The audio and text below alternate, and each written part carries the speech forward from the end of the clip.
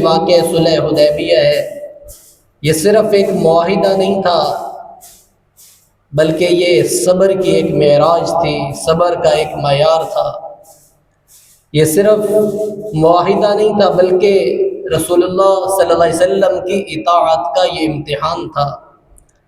یہ واقعہ صلح حدیبیہ رسول اللہ صلی اللہ علیہ وسلم کے اخلاق کی روشن مثال بنی، اور یہ ایسا عظیم واقعہ پیش آیا کہ جس کے معاہدہ کے دستخط کے فوراً بعد اللہ نے خوشخبری بھی سنائی کہ انا فتحنا لک فتحا مبینا، حضور آپ کو مبارک ہو، آپ کو کھلی فتح کی خوشخبری سنا رہے ہیں۔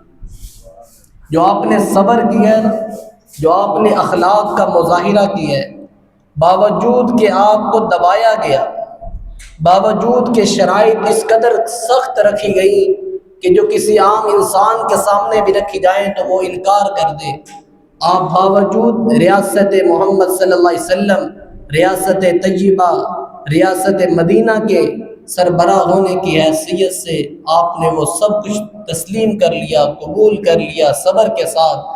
ہماری اطاعت میں ہم آپ کو کھلی فتح کی خوشخبری سنا رہے ہیں۔ تو یہ صلح حدیبیہ اللہ کے نبی علیہ السلام نے 6 ہجری کو خواب دیکھا کہ میں صحابہ کے ساتھ بیت اللہ کا طواف کر رہا ہوں۔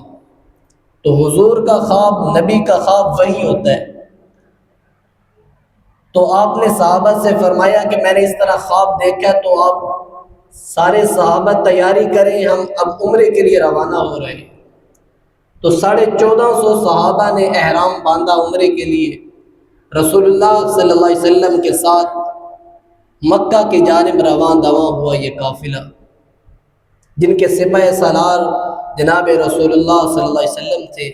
نیت عمرے کی تھی، آپ کے پاس جنگی ساز و سامان نہیں تھا، بطور مسافر کے چند صحابہ کے پاس ایک تلوار تھی، وہ بھی بطور مسافر کے طور پر۔ تو آپ نے مکہ کی طرف یہ سفر کیا۔ حدیبیہ کے مقام پر مشرکین کو یہ خبر ملی کہ مسلمان کا ایک لشکر عمرہ کے نیت سے آ رہا ہے، تو انہوں نے وہاں روک لیا۔ حدیبیہ کے مقام پر حضور رکے اور آپ نے فرمایا، خطبہ دیا، فرمایا میں چاہتا ہوں کہ عرب کے سرداران سے کوئی جا کر بات کرے، میری طرف سے کوئی سفیر جائے۔ تو عمر، میری یہ رائے ہے کہ تم جاؤ اور ان سے بات کرو، ابو سفیان سے بات کرو، سہیل بن عدی سے بات کرو کہ ہم عمرے کی نیت سے آئے ہیں، ہمارا جنگ کا کوئی ارادہ نہیں، لڑائی کا کوئی ہمارا ارادہ نہیں، ہم صرف عمرہ کریں گے اور احرام کھول کر واپس چلے جائیں گے۔ تو سیدنا عمر نے فرمایا، حضور میری طبیعت میں جو سختی ہے، اس سختی کا ابو سفیان بھی اندازہ نہیں کر سکتا۔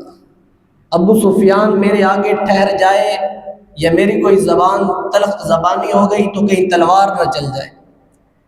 حضور آپ کسی ایسے بندے کو بھیجے جس کی طبیعت میں بڑی نرمی ہو۔ تو حضور نے فرمایا کہ وہ کون ہو سکتا ہے؟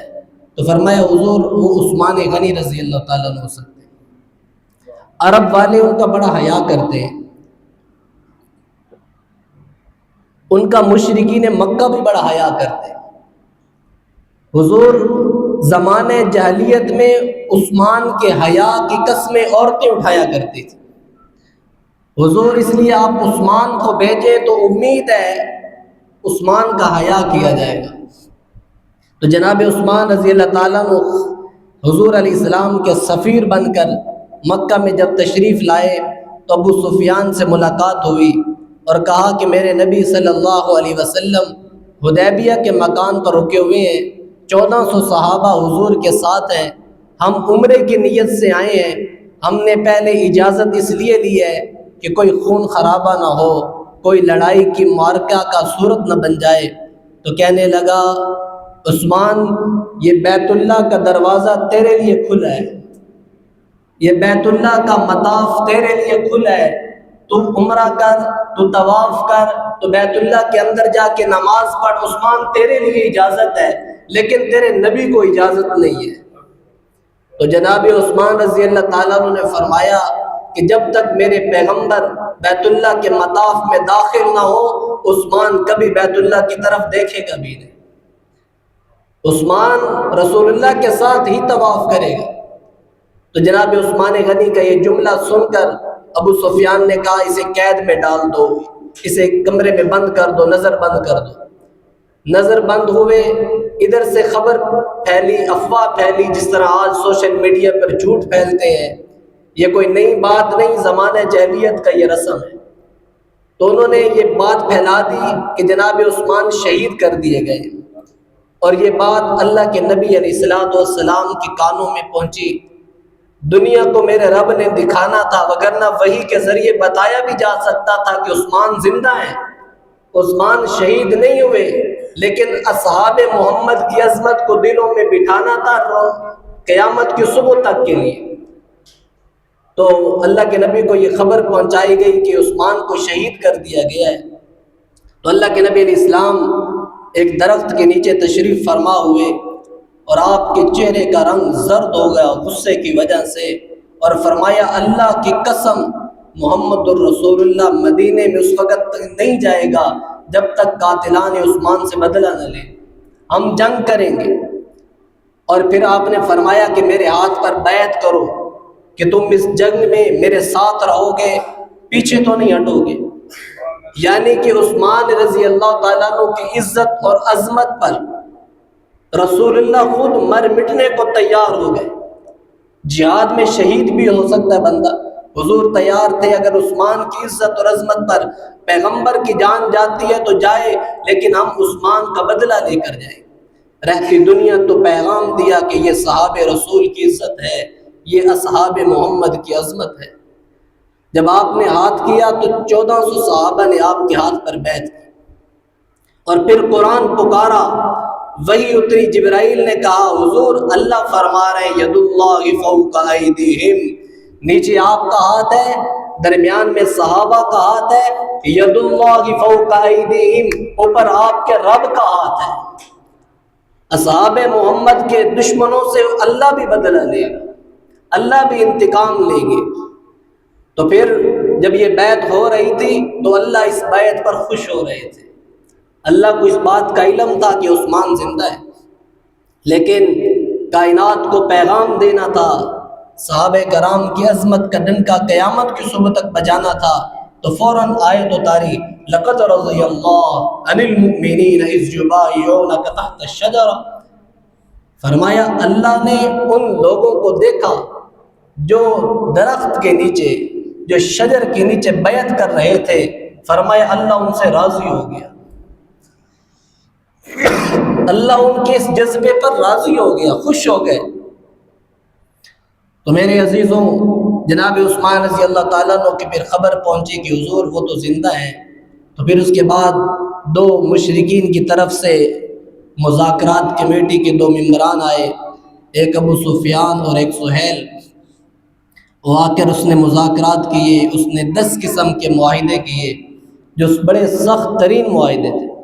کہنے لگا کہ مکہ والے جس قبیلے کے ساتھ دوستی کرنا چاہیں، جس قبیلے کو اپنا ساتھی بنا کر کسی ملک پر حملہ کرنا چاہیں تو ان کو کوئی نہیں روکے گا۔